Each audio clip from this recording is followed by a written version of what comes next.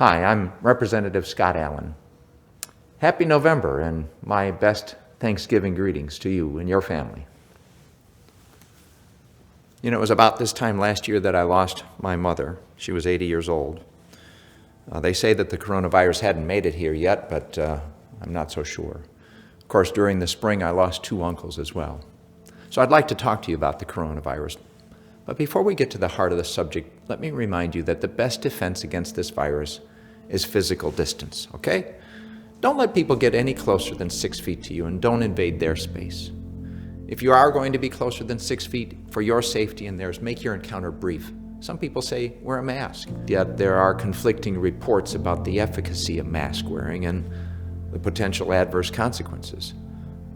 While I think it is a courtesy to wear a mask when encountering others you don't normally come in contact with, my concern about mask wearing is that it gives people a false sense of security. And then they tend to forget about rule number one, keeping the distance of at least 6 feet. Oh, and you know the drill. Wash your hands for 20 seconds or longer and wash them frequently. So, we all know that Wisconsin is experiencing a rapid spread of COVID-19. The question is why? Many people know now that they have an understanding of the risks and are making choices. They understand that the virus is highly contagious. They understand that while the survival rate is very high, they also know that there are categories of people who face a significantly higher fatality risk. The vast majority of Wisconsinites are choosing not to put their lives on hold. When I lived in California years ago, people would often ask me, "Are you from Wisconsin?" Surprised by the question, I would answer, "Yes, how did you know?" "You're just so nice. Everyone I've met from Wisconsin is nice," they would respond. We are nice. And we like to socialize. It is our nature.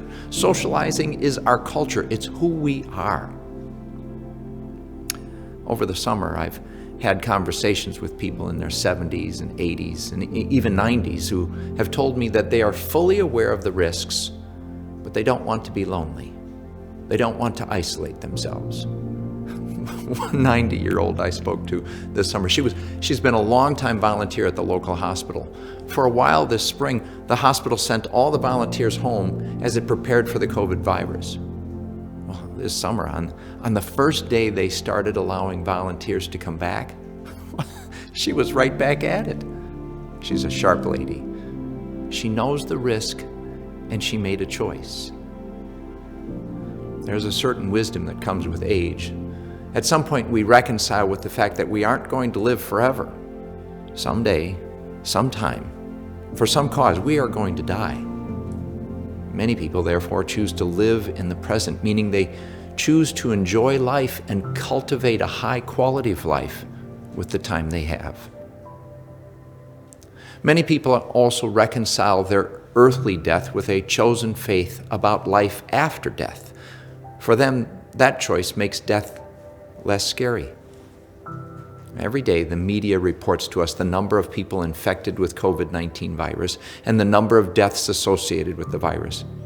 They also perpetuate a myth that there is a thing called a preventable death. We might be able to delay death, with healthy living and smart choices, some risk management and medical technologies.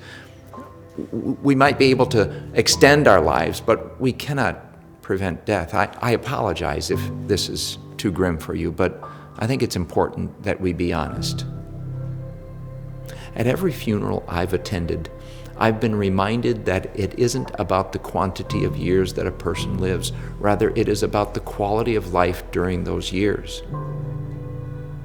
There's no reward for being the oldest person to die. The rewards we get in life are the smiles and hugs we have shared with one another. The scientists, they tell us that to slow the spread of the virus, we need to distance ourselves from one another. They tell us not to shake hands. They tell us to cover up our smiles. If we do these things, they say, the virus will go away. What even the scientists don't know is how long that will take.